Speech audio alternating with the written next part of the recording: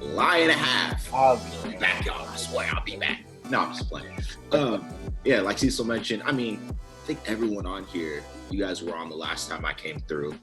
So it is great to see all of you again and to be with you guys this time on a Saturday morning.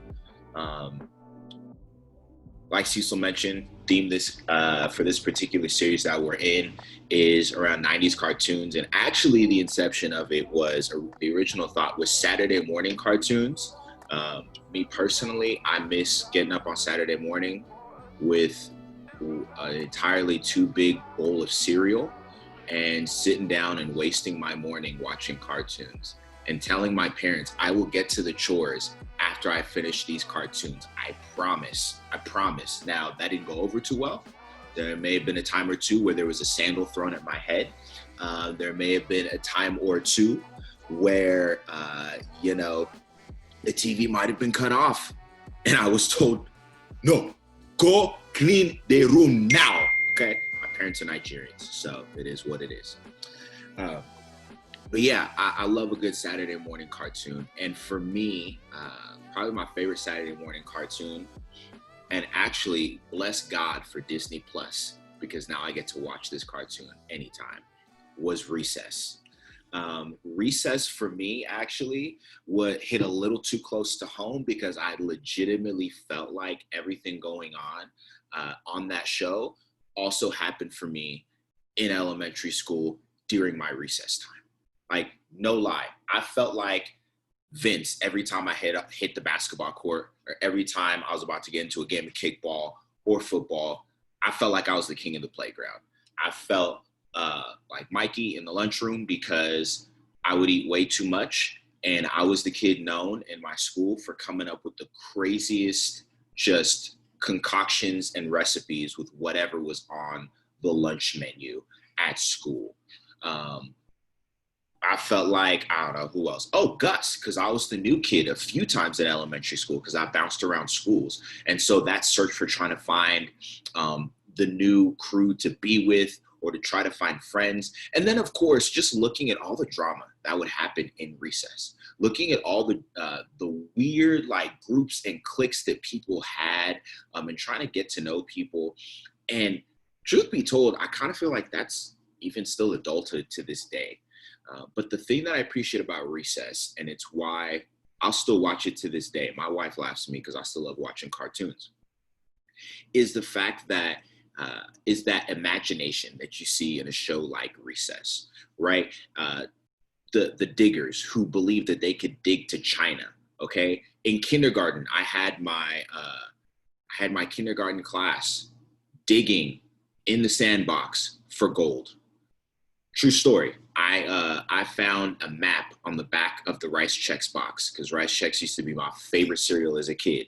I found a map on the back of the box and I brought it to school the next day and I said, y'all, I found a treasure map. Let's start digging. And so for 2 days, we are digging in the sandbox. 2 days equals 4 recess periods that we are digging in the sandbox. Now, I didn't do any of the digging. I just led the expedition. I just said, hey, y'all, these are the directions. Let's dig. Until a teacher came by and said, what are you guys doing? Why is there a large hole in the middle of the sandbox? Fill the hole up. She shut down the whole operation. Coming to find out, though, it was not a treasure map. It was just a map mapping out Christopher Columbus's journey from Italy or from Spain all the way to the Americas. But the imagination of a kid to think that, listen, I got this treasure map. We are about to dig for this gold and get it. Okay? It was great. But the thing about recess, when you look at recess, and even just the definition of recess, I just want to read the quick definition of recess. According to Webster's, recess as a noun is a suspension of business or procedure for rest or relaxation.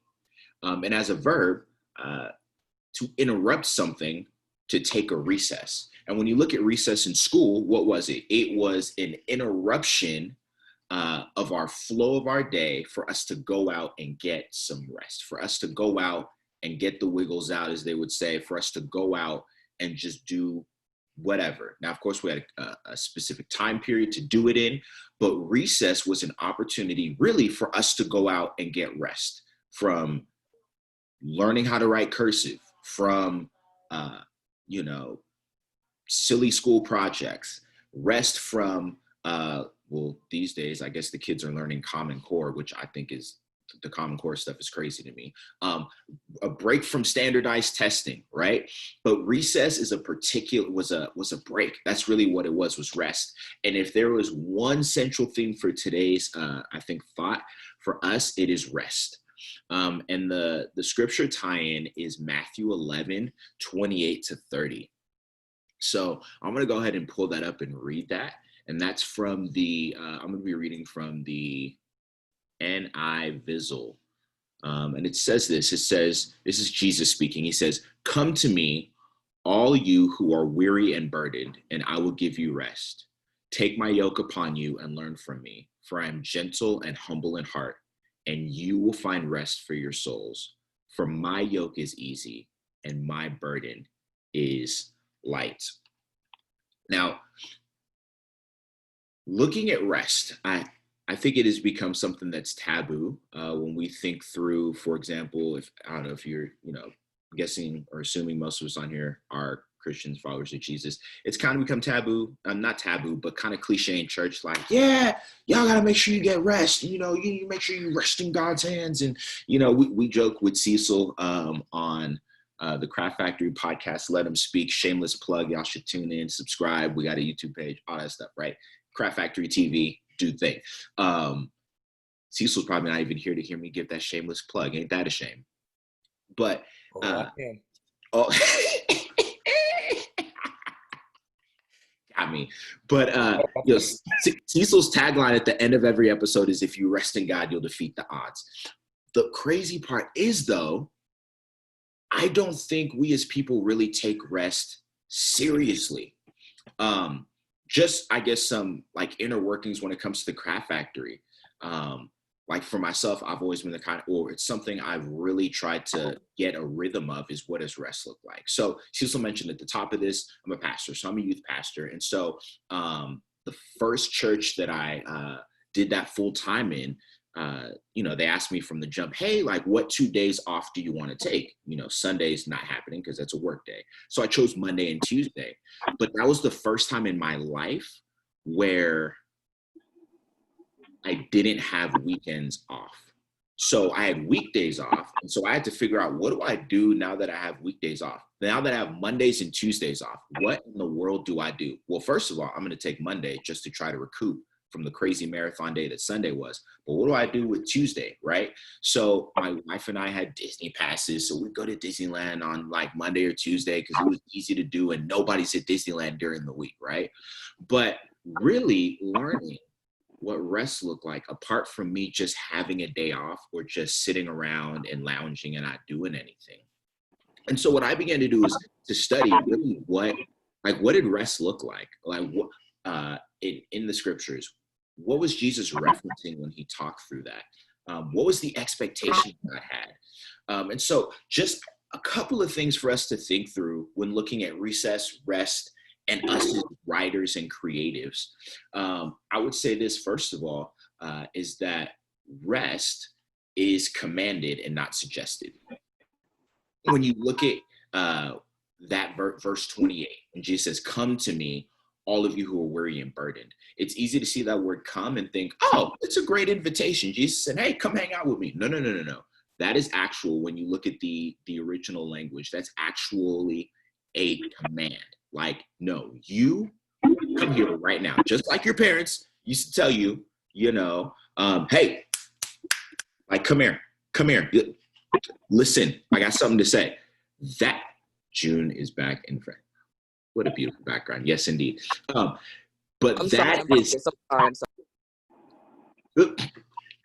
Yeah, recess in France. That is a command, not a suggestion. You may look at it and think, oh, that's just like a great invitation to come. No, but the command is to a specific person. And he identifies this person by two things: if you're weary or if you're burdened. Weary and burdened by what? I got to go, I'll let you know, by the system. In those times, the time that Jesus lived in, the system that the people were under was really oppressive from a religious standpoint. So at that point in time, I mean, we're familiar with the Ten Commandments, all of that. But by the time Jesus comes on the scene, the Pharisees, who were kind of the religious brains at the time, they had the people really oppressed and burdened by over 300 different laws. And so essentially they were the religious police. If you didn't do what they thought you should be doing, they would expose you. They would condemn you. And so what Jesus came to show the people was, listen, come if you are weary and burdened under the system, and I will give you rest. Now, what's the system for us today? I would say our system really is the grind. It is the unspoken system. There is this mentality or this notion that busier is better, that grinding is better.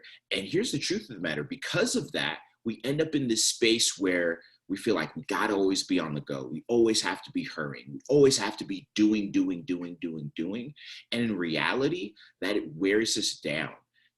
Truth be told, how many of you, when it comes to if you perform your poetry or anything like that, maybe sometimes you wait till the last minute to do things, or even poetry aside, just life in general. How many of you are procrastinators? Listen, procrastination. Hello. Procrastination is two things: the thief of time, but also procrastination is also an addiction. How do I know? Think about the rush that you get when you're doing something at the last minute and you pull it off. And it ends up being, that's a crazy rush, right? That's actually the adrenaline pumping through you. And you are now addicted, and we've become addicted to the high that we get, the adrenaline high that we get, and the rush that we get from, oh man, I pulled that off at the last minute. Whoo! Whoo! Christian, you feel attacked right now? It's okay, I feel attacked too. So we've become addicted to that. And the problem is, as we become addicted to that, that now becomes the system that we've now given ourselves over to, the system of the grind. And Jesus gives this command to say, listen, no. You need to come away and get some rest. And so for us as artists, for us as creatives, for us as right, like, we need to make sure that we now detach ourselves. This is diving into, I guess, some matrix talk, but detach ourselves from the system of the grind. We have glorified the grind to the neglect of our very souls. The grind is not going to get you anywhere. The grind is a lie. And that's why people have had such a difficult time during the past 5 months in this pandemic. Honestly, think about it. Think about this. Before the pandemic, how many of you were saying, listen, if I just had more time, I would do fill in the blank. If I just had more time, I would write more. Listen, I told myself, listen, if I had more time, I would, this pen would be going. If I had more time, God, if I had more time, I would spend more time with you. If I had more time, like, I would do. Well, God slowed everything down. We are in a global slowdown. And what have we got done? Nothing. God, if I had more time, no. The grind has literally been brought to a halt, and we have found new things now to create our own grind. So in this slowdown, in this global pause, for us to discover what rest looks like is valuable for us. Now, I mentioned earlier, like, Craft Factory inner working. So one day Cecil hit us all up and said, hey, like, I'm realizing that I think we need to find a day individually, each and every one of us, that we can take for rest. And when you do that, let me know what day that is, so I don't hit you up, I don't bug you, nothing. So you can just disappear. And I was like, dude, this is so spot on. Because for me personally, I just started reading a book called Strengthening the Soul of Your Leadership, Finding God in the Crucible of Ministry. And what the whole premise of the book is what does it look like for you to develop not just a rhythm of rest, but to find God in the places of solitude. And so as I was thinking through that, it hit me, how am I resting? Not just when am I resting, but how am I? So I know rest is commanded by Jesus, but how am I actually doing my days of rest? So truth be told, today, Saturday, is actually my day of rest. I have no problem doing this with y'all because we're all sharing in the experience together. But traditionally, Saturday is my day of rest. So here's honestly what my day of rest may look like from the jump. It's a day that I'm intentional to spend more time with the Lord, but more intentional also to do things. And this is probably the crux of it when it comes to rest, is doing things that are life-giving for you, things that feed you, that feed your soul, not things that feed the grind. So for example, honestly, all the group chats that I'm in, I mute every single one of them. So I don't know what's going on in the world. I'll mute the notifications on literally all my apps, Instagram, Facebook. I mute everything so that I can just be. So I don't have to worry about, oh, what does so-and-so say? No, like I mute everything. I disappear from the face of the planet. Cecil may send a text message about something. I don't even see it come through. Why? Because I need to focus on things that'll be life-giving for me. So being able to focus in on things that are life-giving for me. Something else that I've adopted on my day of rest. I start the day off reading a psalm. I read Psalm 92 each and every Saturday. Psalm 92. Now you don't have to do this. This is purely prescriptive. No, descriptive, not prescriptive. There we go. So Psalm 92 is actually a psalm and a song written and sung traditionally on the Sabbath day. And so I just go through that and just remind myself of the importance of rest and of the Sabbath. It is life-giving.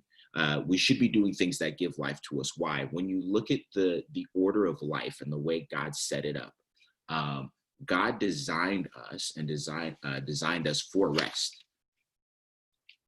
For rest. And so even when you look at the commands that he gave the children of Israel, on the 6 days you'll gather the manna, but on the sixth day I'll give you enough to gather a double portion so that you'll have enough to hold over, because you don't need to work on the seventh day. When it came to their land, he said, listen, when you go into the promised land and you get your land, 6 years you'll work the land, but the seventh year you'll leave the land alone to rest. And scientifically, when you look at that, what it enabled the land to do, and it's a practice that farmers even carry out to this day. It gives the land, the soil, time to refresh and rejuvenate so you don't overwork the soil. The same goes for us. Our unwillingness to take a day of rest shows that we don't truly trust God. And the same thing goes when it comes to your writing. If you're not willing to, for example, maybe take a period to say, listen, I don't need to write. I just need to maybe rest, read, reflect, do things that are life-giving for me. If writing for you ceases to be life-giving, then you have now missed it. You need to really take time to truly rest if writing no longer becomes life-giving for you. If it now becomes just another part of the grind for you.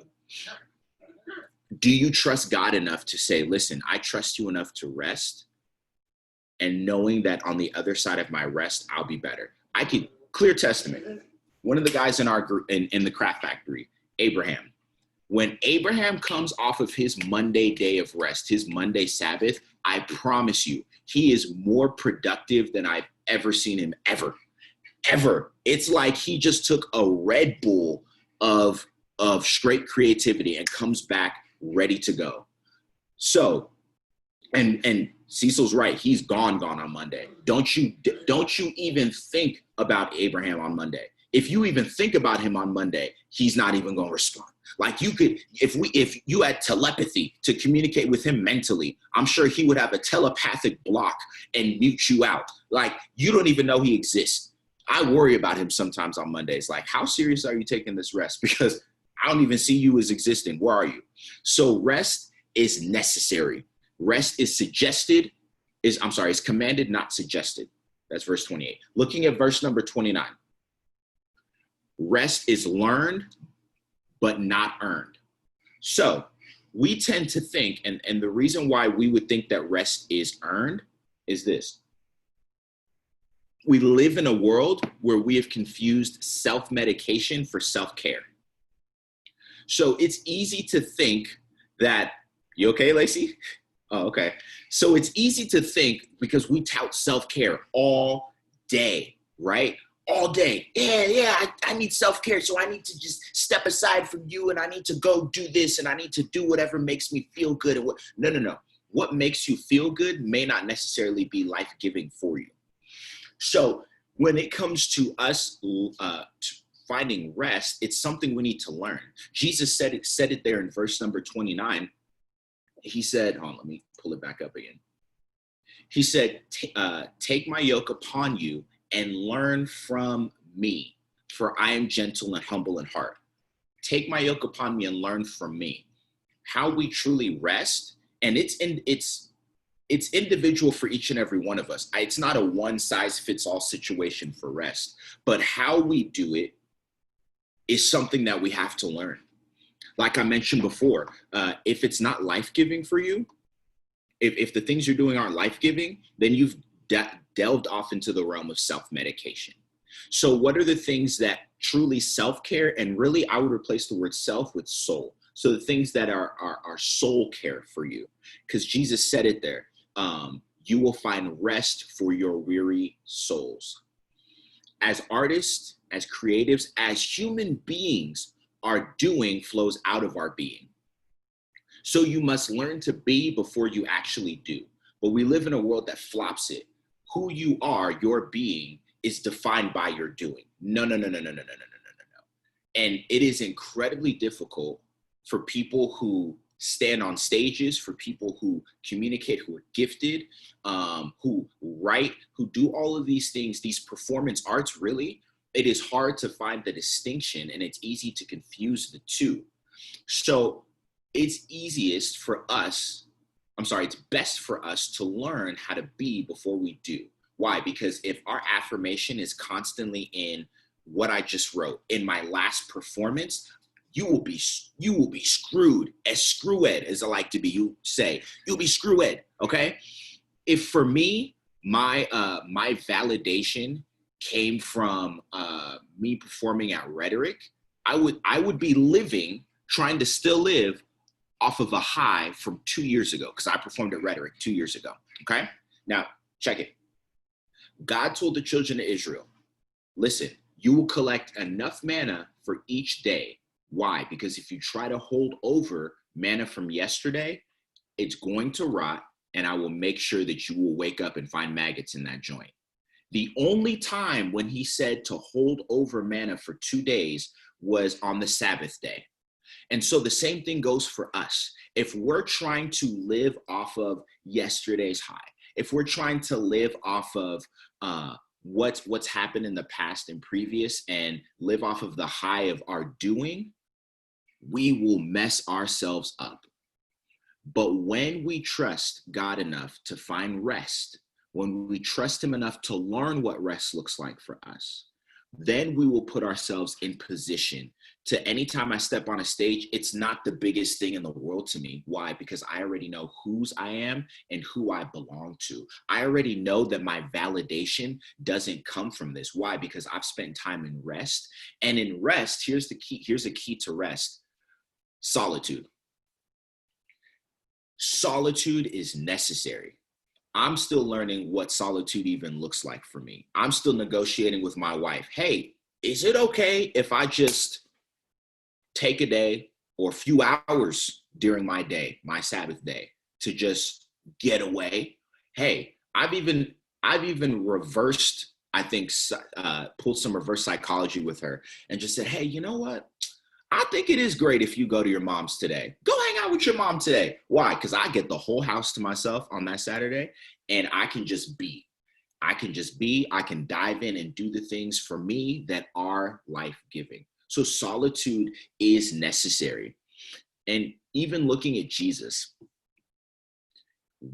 most of the miracles of Jesus were done after a period of rest, after a day of rest. So for example, the feeding of the 5,000 of the multitude, it comes, if we look at Mark's account of it, it comes after a time when Jesus sent the disciples out 2 by 2, go cast out demons, go pray for the sick, go teach them, go preach to them the gospel, all of those things. So they come back to Jesus. And if this isn't a picture of how we tend to live our lives, man, I don't know what is. They come back to him and they're telling Jesus everything that they did. Listen, Jesus, I did this, we did this, we did this, we did this. And it says this here in in Mark 6:31, it says they were so busy and people were coming and going, and they were so busy telling Jesus everything that was going on that they didn't even have time to stop and eat. And so Jesus tells them this, and here comes that word again. He says, come, not a suggestion, but a command. Come away with me by yourselves, so alone, solitude, and get some, he says, come away with me by yourselves to a quiet place or to a solitary place and get some rest. Why? Because Jesus recognized if you're so busy, if you're grinding so hard that you can't even feed yourself physically, and now let's break it down a little more. If you can't even feed your soul, you're just going to be going out and you're just going to be an empty cup, pouring out emptiness and trying to squeeze whatever you got out to the people. And it does no one any good. The best you that you can give others is a full you. And you cannot get full unless you find yourself in a place of rest and in a place of solitude. So how you do it will look different than how I may do it. But making sure that it is something that is life-giving for you, that rest is something that is life-giving for you. Because why? Our doing flows out of our being. So Jesus tells them, listen, come away with me. So here's the crazy part. They hop into a boat and they sail and they cross a lake. Now, I'm not saying that you need to go get you a good boat, hop in a boat and go, sail around a lake. But here's the crazy part. And this is something that tripped me out when I read it. Jesus told them, get into a boat. At least half of the disciples were fishermen before. So something for them that used to be work and a grind, Jesus took it and redeemed it and used it to be a place for them to get rest. Which is why I said before, if writing for you has now become something that is no longer life-giving, you're missing it. Allow Jesus, and this is what rest will do. Rest will allow God to come in and redeem something like your writing, your gift, and use it for something that is now ministers to you before it ministers to anybody else. So allowing yourself the solitude and the space to find rest is necessary. Tracing back to the cartoon Recess. Listen, Recess was a space for them, those 5 or 6 kids, TJ, Vince, Gretchen, Spinelli, Gus, Mikey, for them to go out, and in that 20 to 30 minutes of recess that they had, it was an opportunity for them to not just run wild, but for their imaginations to run wild, and for them to come back into the classroom and be able to navigate what the classroom space looked like. Rest will do the same thing for us if we let it, if we take the commanded rest that Jesus is giving us. I feel like I had something. Oh, miracles. Back to the miracles, though, to bring it home. So Jesus sails with them to the other side in the boat. They hop out of the boat, and immediately there's a crowd there in front of them. And this is where I think for us, it's necessary to maybe park here just a little bit. It's easy for us to see the crowds, to see the people, to get the invite to the event, the request to perform somewhere, and think, okay, like, yeah, let's get it, let's do it. You're back in the grind again, right? But if you have not rested, you will not give the people what they need. And so it's easy to go on autopilot and just say, all right, let me just dial it in and just write a little something and be done with it. Jesus gets out of the boat, begins to teach the people, but here's what happens. It says he looks at them with compassion and sees what they truly need. And what did they need? They needed food in that moment. So apart from him just teaching them, he sees that they need food. Why? Because they're in a desert place, and it was going to be a long walk for them to be able to go and get whatever. So Jesus tells the disciples, hey, like, let's feed the people. What do you got? They're like, hey, we got nothing. We don't even have enough money to buy a piece of bread for everybody. So Jesus says, well, what do you have? Well, we got a couple fish and 5 loaves. All right, cool, bet. Sit the people down. Let's break it off, and they'll be good to go. Here's the key, though. The miracle didn't happen because necessarily through Jesus. The miracle happened through the hands of the disciples. Because if you read it clearly, it says the food was multiplied as the disciples handed it out. The disciples don't get to participate in that or realize that unless they had been through a space of rest with Jesus. And so the creativity of Jesus to take 2 fish and 5 loaves, we often talk about the supernatural aspect of the miracles of Jesus, but what about the creative aspect? To take 2 fish and 5 loaves and feed 5,000 men. That's not to count women and children. So if you add in women and children, you're heading into the range of like 10,000 to 15,000 people that this miracle fed. What the little that you have the little that you have when in the hands of God and coming out of a place of rest will do more than what you could have done on your own efforts in the grind. So when you come into a space of rest and you allow God to refresh you, you allow him to pour back into you, you are doing the things that are life-giving. The creativity that'll flow out of that will be far greater than you just in the normal grind. Why? Because rest is a part of the rhythm of life. So I'm saying it right now, not a suggestion, but a flat out command. Y'all need to find a day, one day out of the week that you take to shut everything down and invest in things that are life-giving or something that is life-giving for you so that you can be the best you that you can be. Why? Because rest is learned. It is not earned. It is not if you find yourself in a space where you're saying, well, I deserve blank. No. You're rolling into the space of self-medication. But when you're in the space of soul care, it's when you realize that, listen, I need to take this day to just be. I need to take this day to put the pen aside and quit trying to do everything and quit trying to do just to prove something. No, you don't need to prove anything. You need to be loved, be filled, be held, allow God to be the one to pour into you and refresh you. For you, maybe it looks like reading, taking extra time to read. I got this whole situation of books right there that I'm taking on my Sabbath day to pour through. Why? Not so I can pull up to work on a Monday and say, hey, y'all, listen, let me tell y'all what I just read about in Black. No, I need to just be refreshed in myself, and I just need to be fed and held in myself, right? And lastly, kind of touched on it already, but rest will help you be and produce your best. It'll help you be your best, and it'll help you produce your best. Jesus says at the end there in verse number 30, and then I'm going to wrap this up and we'll go ahead and hop into a writing exercise real quick. Jesus says this, he says, for my yoke is easy and my burden is light. The burden that was laid on the people and the burden that the grind lays on us is a burden that's unnecessary. It places expectations and puts us in a space where we begin to place expectations on ourselves that are unnecessary, that are unrealistic, that are unnecessary and unrealistic. However, notice Jesus didn't say, hey, come to me and I'll remove all yokes and all burdens from you. No, he says, the yoke that I'll give you and the burden that I'll give you is so much easier and so much lighter. Why? Take a look at the yoke. So looking at a yoke of oxen, you put 2 oxen in this little wooden contraption and they're pulling along and going along and plowing up the ground, right?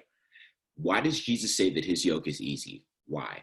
Because Jesus is in the yoke with us. And so we don't have to do the heavy lifting and the heavy moving. Jesus does the heavy lifting and the heavy moving. But why is it important? What does that have to do with rest? You will never see Jesus doing the heavy pulling if you have not stopped to take rest. When you stop to take rest, it gives you a clearer sight to see the bigger picture and say, I'm not the one who has to worry about trying to pull this poem off. You'll be the one, Jesus, to give me the right words, the right creativity, to give me the right things to say. Why? Because you are no longer caught up in all of the distractions. You're not caught up in all of the craziness of the grind. Instead, you have stopped to say, wow, okay, I see you clearly now, Lord.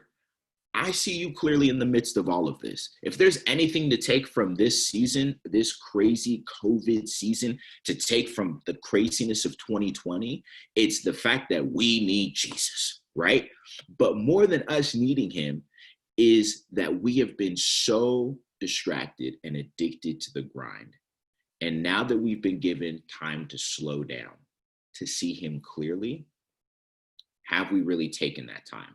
Or are we still fighting for the addiction of the grind? Are we still fighting to feed that addiction? Because if you're still fighting to feed that addiction, you'll still be in that yoke by yourself.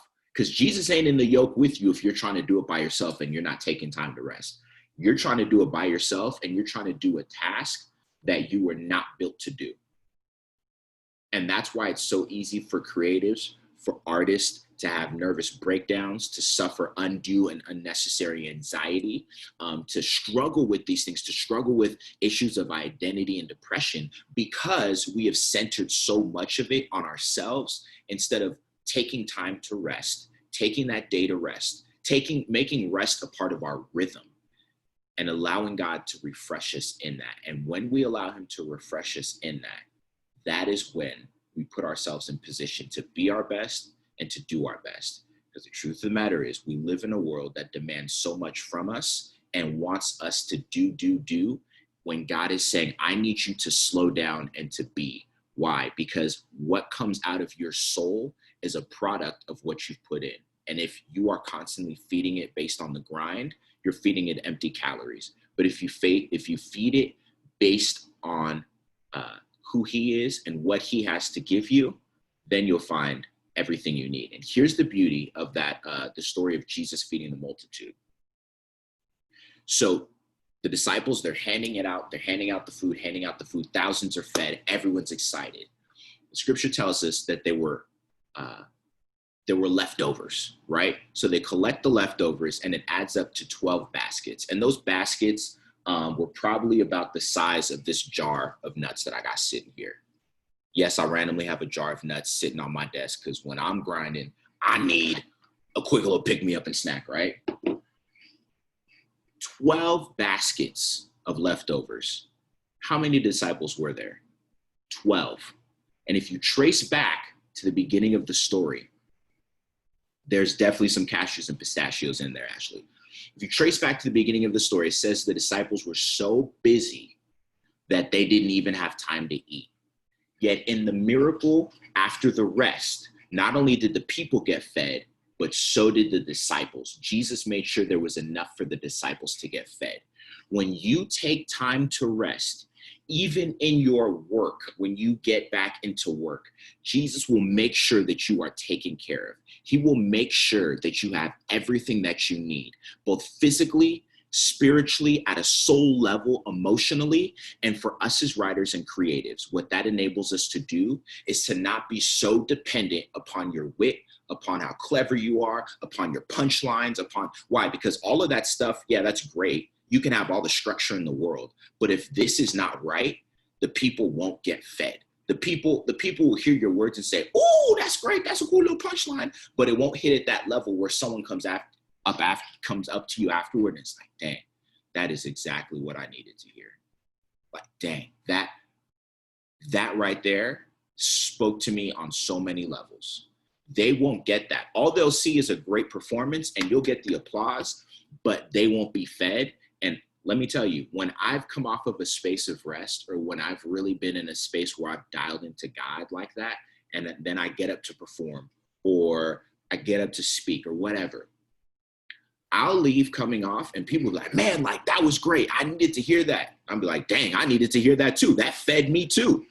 So when you're getting fed and the people are getting fed, listen, that's where you know you've come off of that beautiful space of rest. So we got a few minutes left. I'll give 10. I think I went a little long, but I'll give 10 minutes. And here's, I think, the writing exercise. Actually, yeah, here's the writing exercise. And this is something, you didn't even have to finish this today. But tracing back to Recess, show, all of that. One thing that I appreciate so much about that show as well is the imaginative aspect, right? And being a kid. And rest helps us get to that place, right? For you, here's what I'd say, like writing prompt. Imagine recess time. Again, imagine your recess time back in the day. right? And write a piece, a poem around recess time. And I give, I don't know, 10 minutes for you to start working through that. I guess I can play some lo-fi kind of things to help with the vibes. But yeah, take 10 minutes. Let me figure out my music situation and we'll make it make sense.